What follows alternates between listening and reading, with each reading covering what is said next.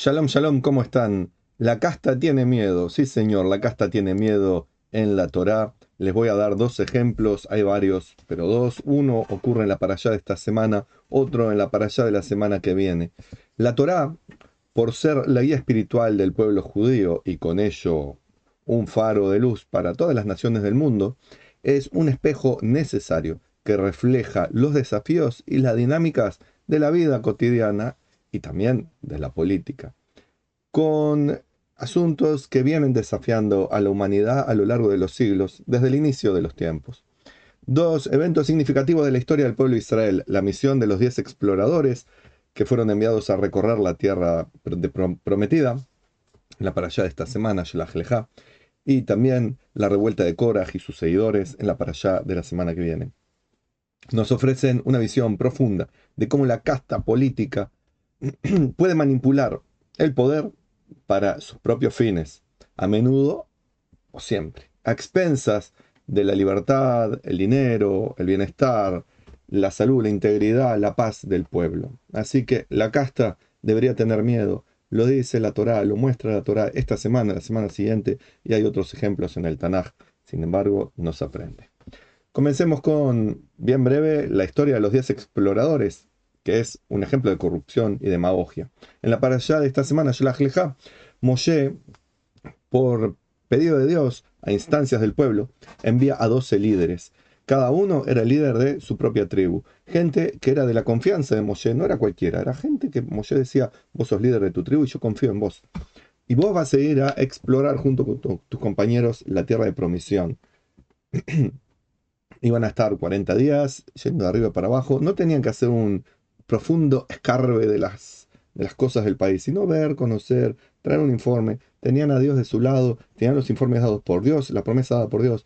Pero estos políticos tenían que ir a cumplir un trabajo de reconocimiento del lugar y traer un informe para motivar a la gente a confiar en Dios.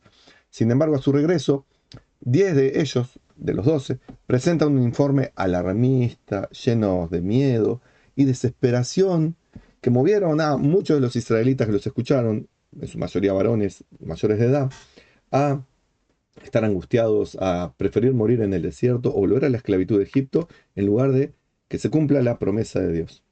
Este evento trágico, dramático, que provocó que al final se estuviera 40 años en el desierto y no se ingresara a la tierra de Israel en su debido momento, lo cual genera aún hoy en día, 3.300 años después, dificultades. Este evento no es solo un relato histórico, sino una lección eterna sobre el poder de la manipulación y la demagogia. Los 10 exploradores, sin dudas, tenían sus propios intereses en mente. Su informe negativo no solo desalentó al pueblo, sino que también buscaban mantener el statu quo, o sea, seguir ellos al poder. Al evitar el asentamiento en la región llamada Canaán, estos líderes preservaban su propio poder y control. ¿Sobre quiénes? Sobre la gente que ahora pedía: no volvamos, no entremos en la tierra de Israel, volvamos a Egipto, quedémonos en el desierto, preferimos morir aquí, preferimos seguir siendo gobernados por ustedes, no por ese Dios que nos quiere llevar a la tierra de la promisión. Utilizaron la corrupción de la verdad, o sea, dijeron verdades con medias verdades, con mentiras, y llevaron con sus palabras a que la gente tuviera miedo. De esa forma podían influir en la voluntad popular, demostrando cómo la manipulación y la desinformación socavan la confianza y la unidad de un pueblo, cosa que lo estamos viendo hace tiempo, cosa que se está haciendo en Israel en contra del gobierno. Podemos estar de acuerdo o no con ese gobierno, con su dirigente, con las alianzas que hace para gobernar, etcétera. Pero cuando empieza a haber luchas que son desagradables, que rompen la unidad del pueblo, que la unidad no quiere decir estar de acuerdo, significa estar juntos y darse cuenta que hay enemigos mucho mayores: el hambre, la pobreza, los enemigos materiales, el terrorismo, etcétera. Cuando la unidad no prima, sino los propios intereses, cuando la casta política está más interesada en su bolsillo, en sus noviecitas, en sus fiestas, en sus negocios turbios, en lugar de el bienestar del pueblo, la cosa empieza a marchar mal. Y cuando a eso se le agrega desinformación, cosa que vemos muchísimo desde el 7 de octubre para acá, pero también de antes, gente que odia a los judíos y odia a Israel y llevan a cabo sus manipulaciones y desinformaciones. Y también en la política se ve en cada país, seguramente pueden encontrar políticos que manejan estas formas tan desagradables de manejarse. Y entonces, con los políticos como estos 10 exploradores, no importaba para ellos que la nación cumpliera su destino sagrado, ni que se hiciera la divina voluntad. Para ellos, ante todo, estaba su minúscula visión motivada, ¿por qué? Por el ego. Si quieren saber del ego, hay miles, pero en verdad miles de textos en serjudío.com. Algún video también tenemos en este canal. Muy importante aprender del ego. Se pueden dar infinidad de justificaciones, inventar excusas para el accionar perverso de estos políticos, los 10 y todos los otros que existieron y siguen existiendo. Pero el hecho es que ellos adoraban el ego y no a Dios. Por lo cual, se llenaban la boca de palabras tales como justicia, justicia social, el hambre de los pobres, los derechos, la antidiscriminación, la voluntad popular de que haya paz y otras palabras que son muy bonitas, que suenan preciosas en discursos, que eran solamente mecanismos de demagogia para manipular a los que caían en sus redes interesadas, de casta política. Como contraparte hubo dos líderes que también fueron a recorrer la tierra de santidad, los principales de Yehudá y de Efraín. Ellos supieron poner el bienestar del pueblo por delante, guiados por su confianza en Dios, motivados por el sincero deseo, no de hacer negocios, sino de que haya un beneficio para el pueblo. No estaban ellos viendo qué ganaban, sino qué puede ganar el pueblo. Así que eso era un ejercicio de la autoridad como corresponde. Eran políticos, sí, pero eran anticasta. Luchaban por sus hermanos del pueblo, no por ellos. Y sin embargo, cuando todo lo que hacían eran por sus hermanos del pueblo, ellos fueron los que estuvieron en peligro de ser asesinados por la turba del populacho, que prefirieron seguir los cantos corruptos de las sirenas de la casta y hacer todo tipo de revoluciones y pedradas y alarmismos que, ya les digo, iban a provocar que murieran los políticos que justamente querían el beneficio de ellos. Esto puede sonar a historia moderna, a contemporánea, sin embargo, es lo que está en la para allá de esta semana. No agregué una coma ni una letra. La semana que viene tenemos en la para allá la revuelta de Koraj, donde hay ambición y compra de voluntades. Koraj era uno de los hombres, si no el hombre más rico del pueblo de Israel. Tenía mucho poder, aparte del económico, muchos amigos, muchos conocidos, mucha fama. Era una persona apreciada. Y sin embargo, él estaba corrupto por dentro. Se rodeó de gente corrupta. Su esposa era una de ellos. Y entonces el poder político ya no le servía. Quería más. Entonces él, junto con Datan Abiram, 250 líderes de la comunidad, On Ben Pellet y otra gente más, desafiaron la autoridad de Moshe y de Aarón. Argumentaban que toda la comunidad es santa, pura demagogia, y que no debería haber una jerarquía de liderazgo que no fuera el de ellos. O sea, decían estar interesados en el beneficio del pueblo, pero era para esconder sus propios beneficios. A primera vista, parece que Coraj está abogando por una causa justa y democrática. Todos somos santos. Sin embargo, cuando hacemos un análisis más profundo, en realidad también un poquito superficial se alcanza, revela sus verdaderas motivaciones, la ambición personal y el deseo de poder.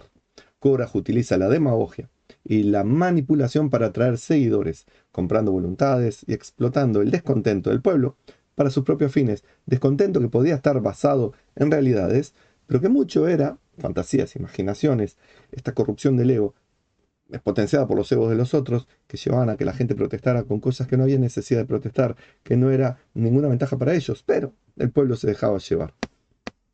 Según los sabios, habían pasado décadas desde la corrupción de los exploradores, pero el mismo perfil de autoritarismo disfrazado de promover el bienestar del pueblo.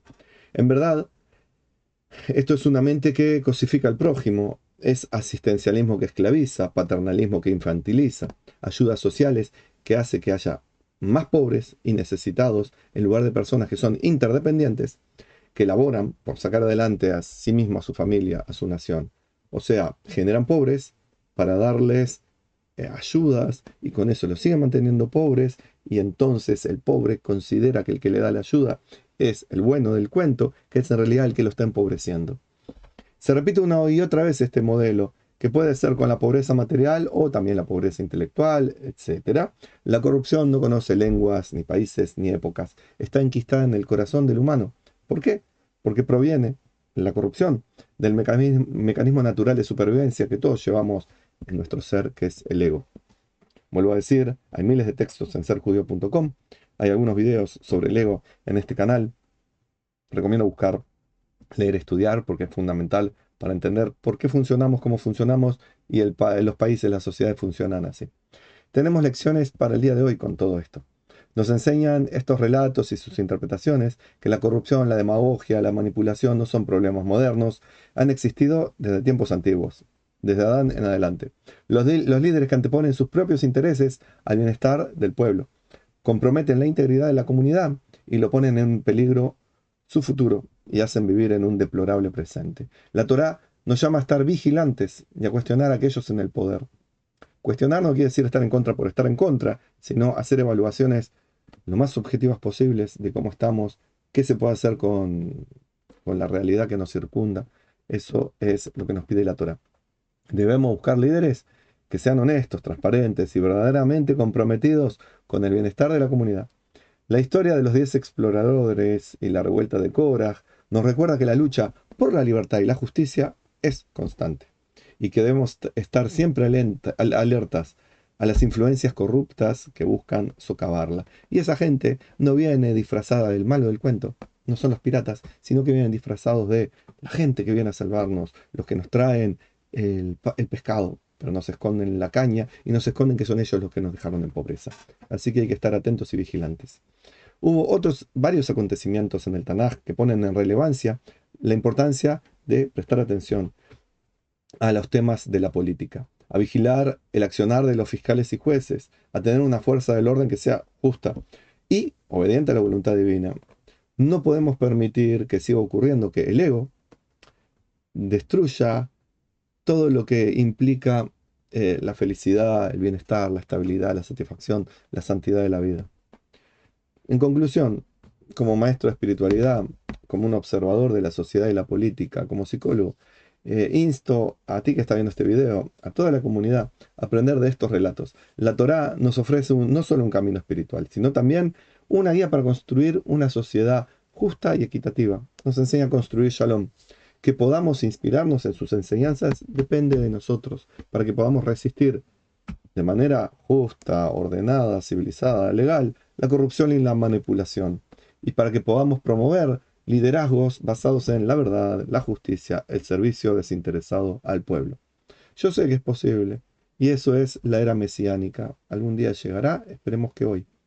Así que deseando que hagas tu parte y yo la mía, shalom y bendiciones.